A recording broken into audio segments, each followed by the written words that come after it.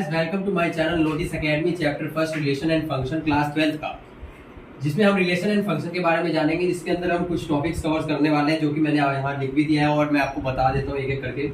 Basics of class 11, जो हमने class 11 में जो बेसिक्स किए हैं, जो हमने बेसिक्स कर रखे हैं, उन सब वो बेसिक्स को हम दोबारा से रिवाइज कर लेंगे ताकि हमारा ये चैप्टर जो है वो शुरुआत से अच्छा जाए। फर्स्ट ऑफ ऑल हम ये कर लेंगे। दूसरा, हम relation and types of relation और उसके टाइप्स, रिलेशन के जो टाइप्स होते हैं उनके बारे में पढ़ेंगे, जो कि हम फर्स्ट पार्ट में हम कवर करने वाले हैं, पार्ट फर्स्ट में। ठीक है। उसके बाद हम इंट्रोडक्शन टू फंक्शन, फंक्शंस के इंट्रोडक्शन के बारे में पढ़ेंगे और उनके domain and range of function जो होते हैं वो पढ़ेंगे, जो कि हम पार्ट सेकंड में हम कवर अप कर लेंगे। ठीक है। पार्ट सेकंड के बाद हम कंपोजिशन ऑफ अ फंक्शन और इनवर्स फंक्शन के बारे में पढ़ेंगे, जो कि हम पार्ट थर्ड में पढ़ने वाले हैं। और पार्ट थर्ड के बाद हमारा जो चैप्टर होगा ऑल कंप्लीट हो जाएगा और इसी के साथ हम अगले चैप्टर की तरफ प्रोसीड करेंगे। ओके। फंक्शन का हम कार्टेशियन प्रोडक्ट करेंगे। कार्टेशियन प्रोडक्ट क्या होता है? ए क्रॉस बी, जिसमें ए और बी एलिमेंट होते हैं और ए एलिमेंट ए से सेट ए से बिलोंग करता है और बी एलिमेंट सेट बी से बिलोंग करता है। सेट ए के एलिमेंट हमारे 1 और 2 और सेट बी के एलिमेंट है 3, 4 एंड 5। और ए क्रॉस बी अगर हम निकालना चाहें तो क्या निकलेगा? हमारा 1 हमारा पहले एलिमेंट, मतलब फर्स्ट एलिमेंट यानी कि फर्स्ट सेट से A belongs to set A belongs to set A और B belongs to set B. मतलब ए हमारा सेट ए से बिलोंग कर रहा है 1 और B belongs to set B यानी 3। फिर नेक्स्ट हम करेंगे 1 4, फिर 1 5, फिर उसी तरीके से हम नेक्स्ट करेंगे। फिर जो सेकंड एलिमेंट हमारा 2, जो फर्स्ट एलिमेंट का जो सेकंड एलिमेंट है, फर्स्ट सेट्स का हमारा जो सेकंड एलिमेंट है 2, तो 2 का भी हम सेम करेंगे सेट बी के साथ 2 3 2 4 एंड 2 5। और ये हमारा कार्टेशियन प्रोडक्ट हो गया। फिर हम बात करते हैं रिलेशन की। क्या करते हैं? Relation. A relation is defined in set A and set B with any subset of A cross B. A cross B के किसी भी सबसेट के साथ हमारा रिलेशन डिफाइंड होता है जब सेट A और सेट B दोनों के एलिमेंट जो हो नॉन इम्पटिव हो। ठीक है। नॉन इम्पटिव मतलब दोनों में एलिमेंट हो। अगर एलिमेंट नहीं है तो इसका मतलब हमारा जो रिलेशन है वो रिलेशन डिफाइंड नहीं होगा। ठीक है। अब जैसे रिलेशन, जैसे मैं कहता हूँ, एक एग्जांपल ले लेता हूँ रिलेशन का, जो कि हमारा ये सेट ए है और सेट बी। इसी में से हम एक एग्जांपल ले लेते हैं। जैसे एग्जांपल हो गया, रिलेशन हमारा एक आ गया, हमारे पास आर क्या आ गया 1 3 2 3 2 4। ये हमारा सबसेट है। कार्टेशियन प्रोडक्ट का हमारे पास एक सबसेट है। कार्टेशियन प्रोडक्ट का हमारे पास क्या है?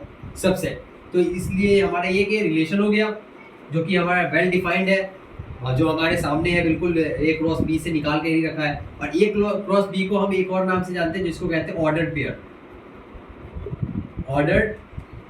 पेयर, जो कि बिल्कुल ऑर्डरली पेयर्ड होते हैं। जो ऑर्डरली पेयर्ड होते हैं यानी जो ऑर्डर हमें बताया गया है उस ऑर्डर के हिसाब से हमने इसे पेयर में डाला है।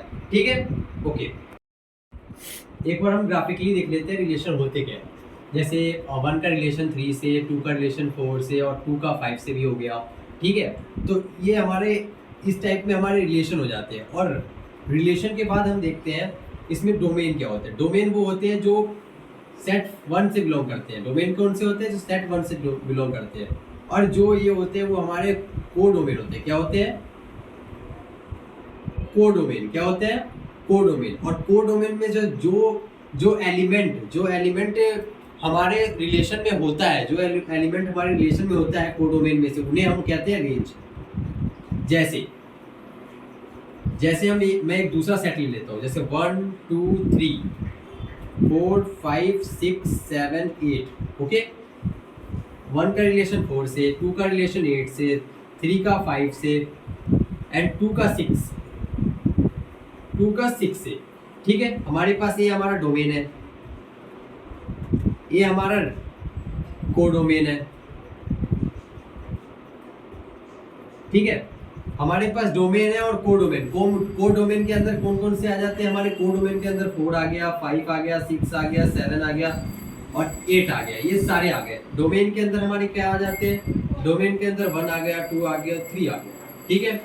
कोडोमेन और डोमेन, डोमेन के अंदर हमारे जो एलिमेंट सेट ए से बिलोंग करते हैं और कोडोमेन के अंदर जो एलिमेंट हमारे सेट बी से बिलोंग करते हैं, ठीक है, सेट ए और सेट बी से, ठीक है। अब हम जानेंगे रेंज। अब रेंज क्या है? रेंज, रेंज जिससे रिलेशन हमारा रिलेशन हो रहा है, जैसे हमारा 1 का रिलेशन 4 से हो रहा है, 2 का रिलेशन है 6 से हो रहा है, 8 से हो रहा है, 3 का रिलेशन हमारा 5 से हो रहा है।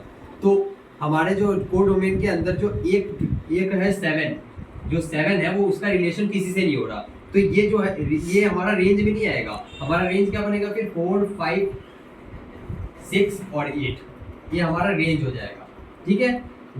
जो जितने भी रेंज होते हैं वो सारे कोडोमेन होते हैं, पर जो कोडोमेन होता है वो रेंज नहीं होता है।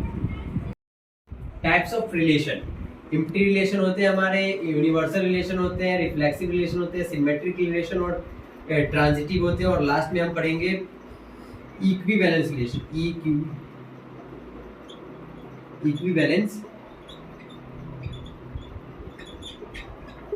इक्विवेलेंस रिलेशन, ठीक है। पहले हम जानते हैं एम्प्टी रिलेशन क्या होते हैं। क्या एम्प्टी रिलेशन क्या होते हैं? एम्प्टी रिलेशन में एक भी एलिमेंट, मतलब नो एलिमेंट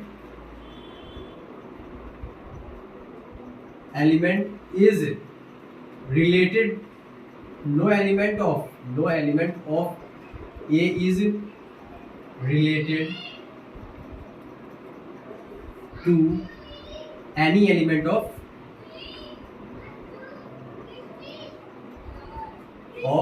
ए।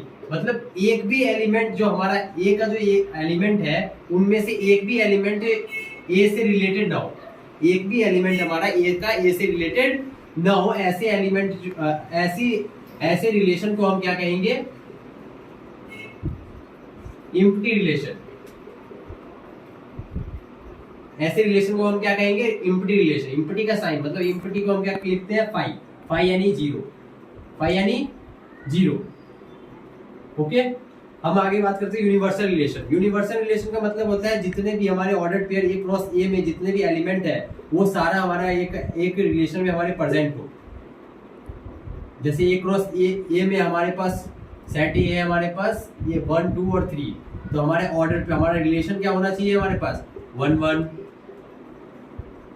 1, 2, 1, 3, 1, 2, 1, 2, 2, 2, 3, 3, 1, 3, 2 और 3, 3।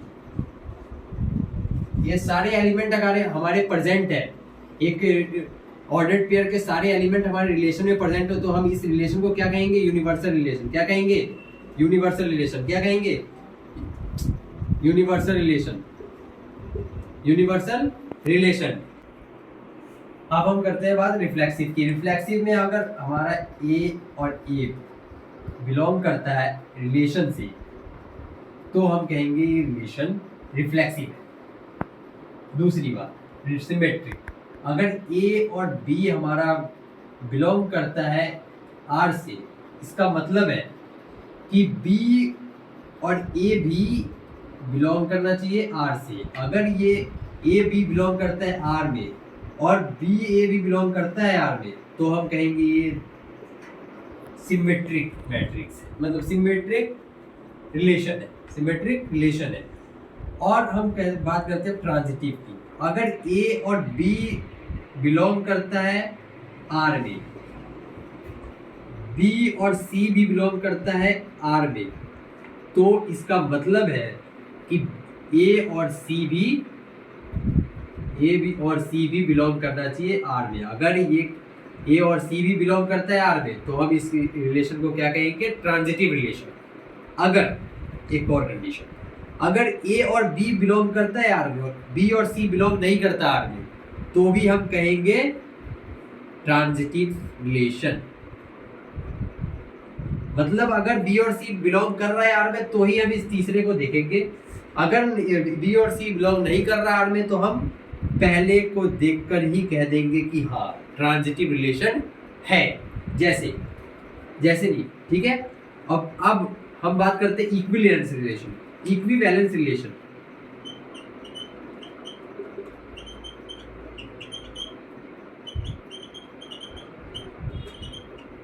इक्विवेलेंस रिलेशन इक्विवेलेंस रिलेशन हमारे वो रिलेशन होते हैं जो रिफ्लेक्सिव होते हैं, सिमेट्रिक होते हैं और ट्रांजिटिव होते हैं।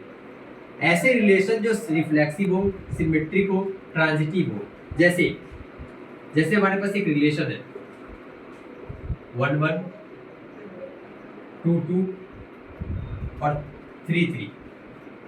ये हमारे पास एक छोटा सा रिलेशन ले लिया हमने। देखो रिफ्लेक्सिविटी देखते हैं पहले हम। रिफ्लेक्सिविटी में 1 है मतलब ए है, हर एलिमेंट का ए है, तो ये हमारा रिफ्लेक्सिव रिलेशन है, ठीक है। अब हम बात करते हैं सिमेट्रिक।